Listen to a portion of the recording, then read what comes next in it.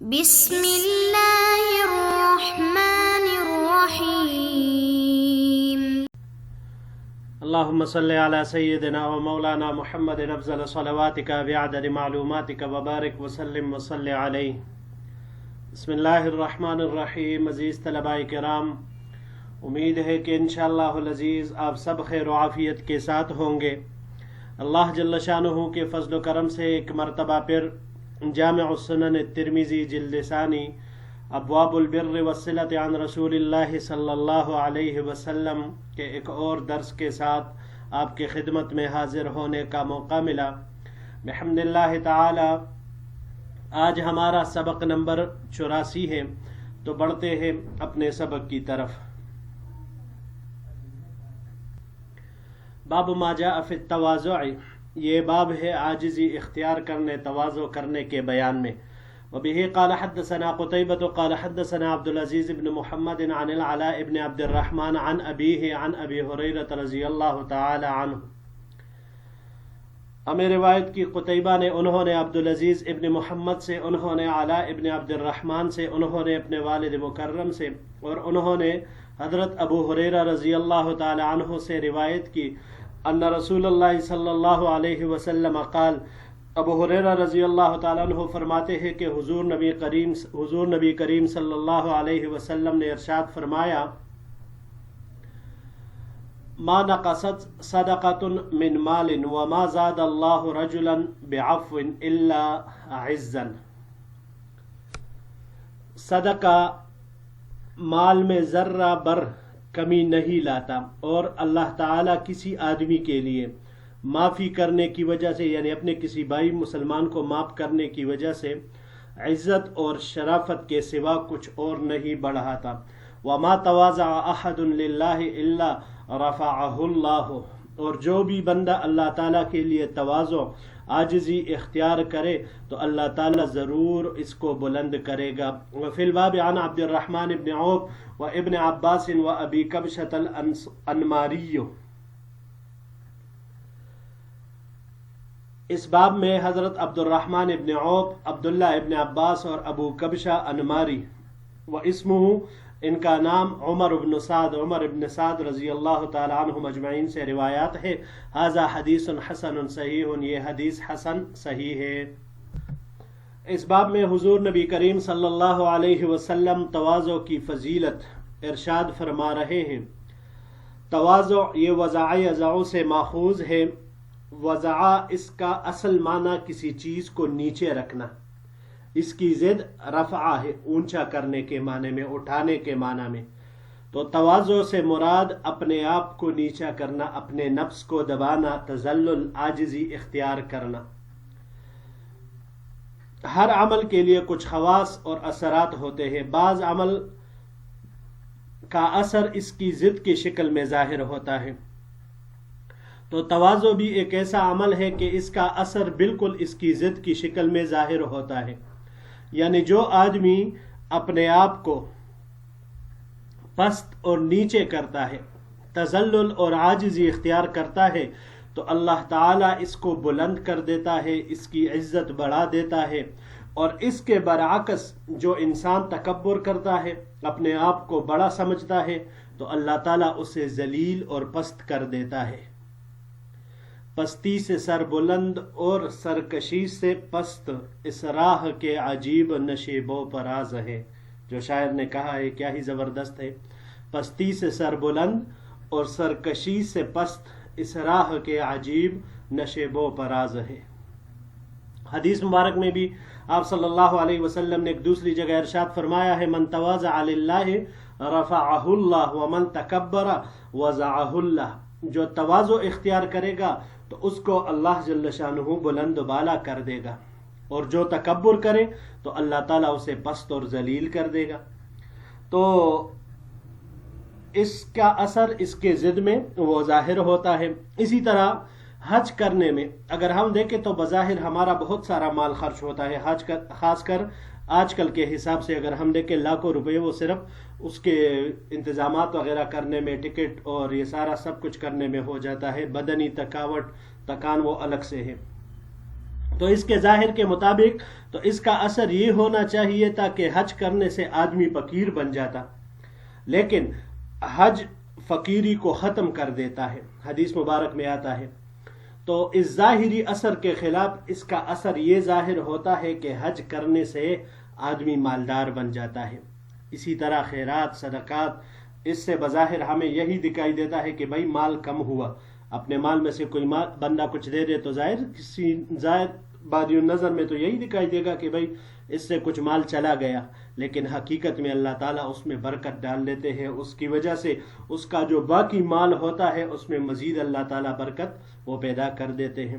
اور یہ شیطان مختلف چالوں کے ذریعے سے انسانوں کو ڈراتا ہے، جیسے قرآن کریم میں ارشاد باری تعالیٰ ہے، ان الشیطان یعدکم الفقر ویأمرکم بالفحشاء واللہ یعدکم مغفرۃ منہ وفضلہ۔ شیطان تم کو فقیری سے ڈراتا ہے کہ مال خرچ نہ کرو ورنہ پھر تمہارے پاس کیا بچے گا، لیکن اللہ جل شانہ واللہ یعدکم مغفرۃ منہ وفضلا، کہ اپنی طرف سے اللہ جل شانہ مغفرت کا اور مال کے زیادہ ہونے کا وعدہ فرماتا ہے۔ تو ہر چیز میں اعتدال کے ساتھ، انفاق ہو یا جو بھی ہو، اعتدال کے ساتھ وہ ہونا چاہیے۔ جی بڑھتے ہیں اگلے باب کی طرف۔ باب ما جاء فی الظلم، یہ باب ہے ظلم کے بیان میں۔ وبه قال حدثنا عباس العنبری قال حدثنا ابو داود الطیالسی عن عبد العزیز ابن عبد الله ابن ابی سلمة عن عبد الله ابن دینار عن ابن عمر عن النبی صلی اللہ علیہ وسلم قال، ہمیں روایت کی عباس العنبری نے، انہوں نے ابو داود الطیالسی سے، انہوں نے عبد العزیز ابن عبداللہ ابن ابو سلمہ سے، انہوں نے عبداللہ ابن دینار سے، اور انہوں نے حضرت عبداللہ ابن عمر رضی اللہ تعالی عنہما سے۔ عبداللہ ابن عمر رضی اللہ تعالی عنہما حضور نبی کریم صلی اللہ علیہ وسلم سے نقل کرتے ہیں کہ حضور نبی کریم صلی اللہ علیہ وسلم نے ارشاد فرمایا، الظلم ظلمات یوم القیامت، کہ ظلم قیامت کے دن اندھیرے ہوں گے۔ وفی الباب عن عبداللہ ابن عمرو وعائشة وابی موسیٰ وابی ہریرہ ھذا حدیث حسن غریب من حدیث ابن عمر۔ اس باب میں عبداللہ ابن عمر، حضرت عائشہ ام المؤمنین عائشہ صدیقہ، حضرت ابو موسیٰ اور حضرت ابو ہریرہ رضی اللہ تعالی عنہم اجمعین سے بھی روایات مروی ہے، اور یہ حدیث حسن ہے، غریب ہے من حدیث ابن عمر، حدیث ابن عبداللہ ابن عمر رضی اللہ تعالی عنہ سے۔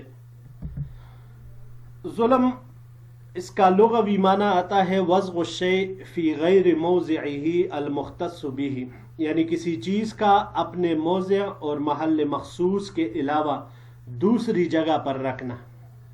یہاں پر الظلم میں الف لام جنس کے لیے ہے، یعنی جنس ظلم، جس قسم کا بھی ظلم ہو تو وہ قیامت کے دن اندھیروں کا سبب بنے گا۔ جس طرح ظلم کے درجات اور مراتب ہے، اس طرح اس کے مطابق قیامت کے اندھیروں کا حال بھی ہوگا۔ جتنا بڑا ظلم ہوگا اتنا ہی اندھیرا زیادہ ہوگا، جتنا کم درجے کا ہوگا تو اتنا ہی کم مقدار میں ہوگا۔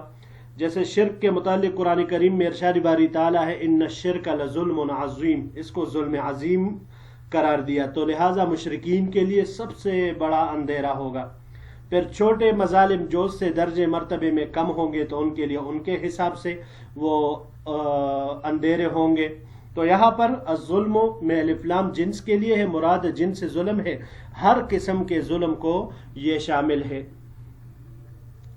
ظلم یہ دراصل ظلمت اور اندھیرے سے ہی پیدا ہوتا ہے۔ مسلسل فسق و فجور، نافرمانی کی وجہ سے انسان کا دل یہ بالآخر بالکل سیاہ ہو جاتا ہے اور ظلمات اور اندھیروں کا گھر بن جاتا ہے، اور پھر ایسے سیاہ دل سے پھر کفر اور شرک جیسا ظلم بھی صادر ہوتا ہے۔ اس کے علاوہ مسلمان ہوگا، ضعیف اور کمزوروں پر گناگو مظالم کے پہاڑ وہ بھی ڈائے گا، لوگوں کا مال ناحق چھینے گا، اس کا دل پھر ترس کھاتا نہیں، کیونکہ دل اس کا وہ بالکل سیاہ ہو چکا ہوتا ہے، اور پھر اس میں کسی کے لیے کسی بھی قسم کا وہ رحمت اور شفقت وہ چیز آنے کا تو سوال ہی پیدا نہیں ہوتا۔ تو سورہ نور میں اللہ جل شانہ نے نور اور ظلمات کی مثالیں بیان فرمائی ہیں۔ ایمان یہ تقوی اور عمل صالح یہ نور ہے۔ قرآن اور اسی صورت میں ارشاد باری تعالی ہے، नूरुहुम यसआ बैन ऐदीहिम बिअयमानिहिम। और कुफर और शिरक, बुरे आमाल करना, बंदों के हुकूक तलब करना, ये जुल्मात और अंधेरे हैं, दुनिया में भी और आखिरत में भी है। बाज़ हजरात ने यहाँ पर अज़्ज़ुल्म ज़ुल्मातुन, ज़ुल्मात से मुराद आज़ाब और शदाइद लिए हैं। तो मतलब ये होगा कि जुल्म क़यामत के दिन आज़ाब, मसाइब और शदाइद का ज़रिया होगा। यानी दुनिया में जिसने किसी पर जुल्म किया हो तो क़यामत के दिन उस पर मुख्तलिफ किस्म के मसाइब, शदाइद और आज़ाब नाजिल होंगे और वो उन तमाम चीज़ों में वो मुब्तला होगा। तो बहरहाल दोनों माने अपनी जगह पर वो बिल्कुल सही आ रहे हैं। जी बढ़ते हैं अगले बाब की तरफ। बाब मा जाअ फी तर्किल ऐबि लिन्निअमति, नेमत में ऐबजोई तर्क करने के बयान में है ये बाब। वबिही क़ाल हद्दसना अहमद इब्न मुहम्मद क़ाल हद्दसना अब्दुल्लाह इब्न अल-मुबारक अन सुफयान अन अल-अअमश अन अबी हाज़िम अन अबी हुरैरा रज़ियल्लाहु तआला अन्हु क़ाल, हमें रिवायत किया अहमद इब्न मुहम्मद, उन्होंने अब्दुल्लाह इब्न मुबारक से, उन्होंने सुफयान से, उन्होंने आमश से, उन्होंने अबू हाजिम से, उन्होंने हजरत अबू हुरैरा रज़ियल्लाहु ताला अन्हु से नकल किया कि अबू हुरैरा रज़ियल्लाहु ताला अन्हु ने फरमाया, मा आब रसूलुल्लाह सल्लल्लाहु अलैहि वसल्लम तआमन क़त्तु, कि हुजूर नबी करीम सल्लल्लाहु अलैहि वसल्लम ने कभी भी किसी तआम को ऐब नहीं लगाया, काना इज़श्तहाहु अकलहु व इल्ला तरकहु, अगर आप सल्लल्लाहु अलैहि वसल्लम को खाने की ख्वाहिश होती तो तनावल फरमा लेते वरना छोड़ देते।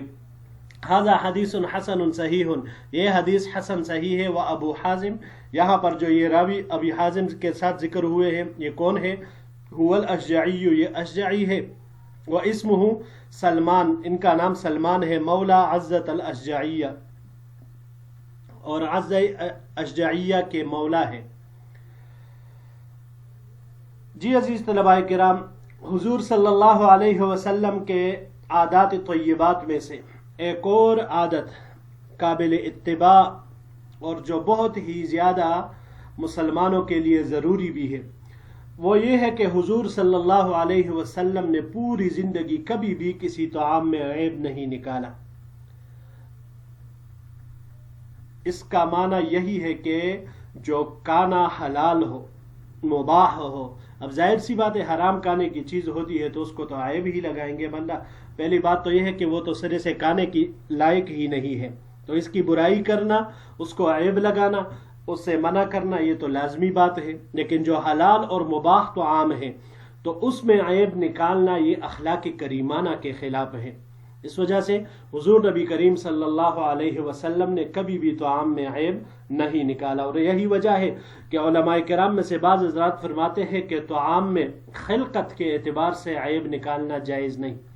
यानी आप ये कहें कि भाई ये चीज़ सही नहीं है। अब एक खिलकत होती है और एक उसका सनअत या तबाखत भी आप उसे कह सकते हैं। पकाने में आप ये कह सकते हैं कि भाई आपने उसमें पकाने में इसके साथ पूरी मेहनत नहीं की है, आपने ये चीज़ कम या ज़्यादा, इस एतबार से ये एक अलग बात है। लेकिन किसी आयन तआम को आप कहे कि भाई ये सही नहीं है, ये बहुत बुरी चीज़ है और उसमें ऐबजोई करना, इसका ये नुकसान है, इसका ये नुकसान है, उसमें कीड़े निकालना और उसमें ऐबजोइया करना अपनी तरफ से सिर्फ इसलिए कि आपको पसंद नहीं है, तो इस तरह के ऐब ये करना बाज़ हज़रात के नज़दीक ये जायज़ नहीं। क्योंकि अल्लाह जल्ल शानहू ने जब किसी चीज़ को पैदा किया है तो ये हो ही नहीं सकता कि वो ऐब वाला हो। हाँ, अब ये हो सकता है एक बंदा है, उसके बदन में मुख्तलिफ किस्म के अमराज है, उसको डॉक्टर ने मना किया है तो लिहाजा उसको नहीं खाना चाहिए, और उसका ये न खाना ये ऐब नहीं है, और उसको भी चाहिए कि उसमें ऐब नहीं निकाले, क्योंकि ऐब तआम के अंदर नहीं है, इसके ज़ात के अंदर है। कि डॉक्टर ने कहा कि भाई तेरे लिए ये चीज़ खाना सही नहीं, अगर तू इसे खाएगा तो बदपरहेज़ी करेगा, फिर तुझे इसका खमियाजा भुगतना होगा। तो इस वजह से इससे परहेज करना ज़रूरी होता है। लेकिन हाफिज इब्न हजर रहमतुल्लाह अलैह फरमाते हैं कि देखिए ज़ाहिर हदीस को अगर हम देखें तो इससे तआम में किसी भी किस्म का ऐब निकालना जायज़ नहीं है, न खिलकत के एतबार से और न सनअत के एतबार से। کیونکہ صنعت اور ترکیب میں عیب نکالنے سے طعام تیار کرنے والے کی دل شکنی ہوگی. کسی نے دعوت کی ہے اور آپ اس کے سامنے کہیں بھائی یہ کیسی چیز بنائی ہے، آپ نے کیا تیار کیا ہے، گھر والی نے کیا ہو، آپ اس کے سامنے یہ کہے تو اس سے ان کی دل شکنی، دل آزاری ہوتی ہے، اور شریعت نے اس سے منع فرمایا ہے.